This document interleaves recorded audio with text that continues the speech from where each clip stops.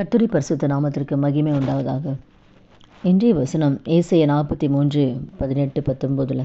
முந்தினவைகளை நினைக்க வேண்டாம், பூர்வமானவைகளை சிந்திக்க வேண்டாம். இதோ நான் புதிய காரியத்தை செய்கிறேன், இப்பொழுதே அது தோன்றும், நீங்கள் அதை அறியீர்களா? வனாந்திரத்தில் வழியையும் அவாந்தர வெளியில் ஆறுகளை உண்டாக்குவேன்.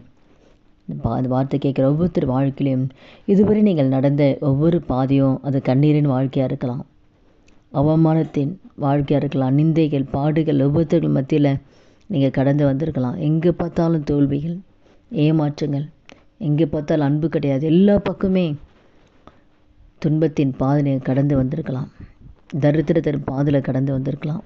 ஆனால் ஆண்டவர் என்ன செய்யப்போனா அதெல்லாம் மறந்துடுங்க, இதுவரை நடந்ததை மறந்துடுங்க, நான் புதிய காரியத்தை நான் செய்ய போகிறேன்.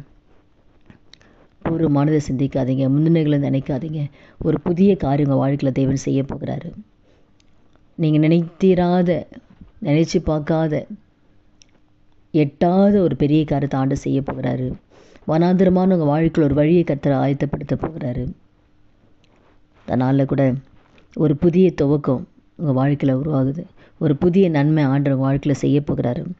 ஒரு புதிய ஆசீர்வாதத்தை கர்த்தர் கொடுக்க போகிறாரு. பிள்ளைகளுடைய வாழ்க்கையில், பிள்ளைகளுடைய எதிர்காலத்தில் கர்த்தர் நன்மையான காரியத்தை தேவன் செய்ய போகிறார். திருமண காரியத்தில் ஒரு புதிய காரியம் தேவன் செய்ய போகிறார். ஆசீர்வாதம் இல்லாமல் தரித்திரத்தில் இருக்கிறீங்களா? ஆண்டவர் புதிய காரியத்தை தேவன் செய்ய போகிறார். ஆச்சரியமாய் கர்த்தர் உங்கள் வாழ்க்கையில் அற்புதங்களை கர்த்தர் செய்ய போகிறார். அதனால் உங்கள் கண்ணீரை கர்த்தர் களிப்பாய் மாற்றுவார். உங்கள் துக்கத்தை ஆண்டவர் சந்தோஷமாய் கர்த்தர் மாற்றுவார். வனாந்திரமான உங்கள் வாழ்க்கையில் ஒரு வழியை உண்டாக்க போகிறார்.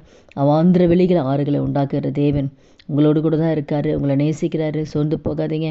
ஆகோருடைய வாழ்க்கையில் கூட எல்லாராலும் கைவிடப்பட்ட நிலை தான். ஆனால் வனாந்திரத்தை வளைந்து திரியும் போது ஆண்டவர் அந்த வனாந்திரத்தில் ஒரு புதிய காரியத்தை ஆண்டவர் செய்கிறார். தண்ணீர் இல்லாமல் என் பிள்ளை மறிச்சிருன்னு சொல்லி அழுது கொண்டு ஆகாரன் வாழ்க்கையில் ஆண்டவர் அங்கே தண்ணீர் துறவை காண்பித்து அந்த தண்ணீரை அந்த குழந்தைக்கு கொடுத்து ஆண்டவர் புதிய காரியத்தை செய்கிறார். அப்போது அந்த குழந்தையுடைய ஜீவனை கர்த்தர் காப்பாற்றி வாக்குத்தத்தத்தை கொடுத்து அந்த மகளை ஆசீர்வதித்து அனுப்புகிறார். அதே போல் தான் உங்கள் வாழ்க்கையில் கூட ஆகாரை போல் எல்லாராலும் கைவிடப்பட்ட நிலையில் இருக்கிறீங்களா? வனாந்தரமான உங்கள் வாழ்க்கையில் கர்த்தர் நீரூற்றி உருவாக்க போகிறார். அதனால் சோர்ந்து போகாதீங்க. கர்த்தர் உங்கள் கூட இருக்கிறாரு, உங்களை நேசிக்கிறாரு, பெரிய காலம் செய்வார். ஜெபிக்கலாமா? துதிகள் மத்தியில் வாசம் செய்கிற நல்ல தகப்பனே, இயேசுவின் நாமத்தில் உடைய சமூகத்தில் வருகும் இந்த வார்த்தை கேட்குற ஒவ்வொருத்தர் வாழ்க்கையில் ஆண்டவர் புதிய காரியத்தை நீங்கள் செய்ய போகிறீங்க. அதுக்காக நன்றி ராஜா.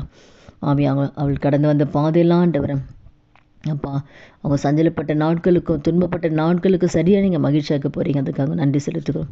புதிய காரியத்தை செய்து ஒவ்வொருவரையும் சாட்சியாக நிறுத்த போகிற தயவுக்காக நன்றி. இயேசுவின் நாமத்தில் ஜெபிக்கிறோம் நல்ல பிதாவே, ஆமீன். கர்த்தர் நாமத்துக்கு மகிமை உண்டாவதாக.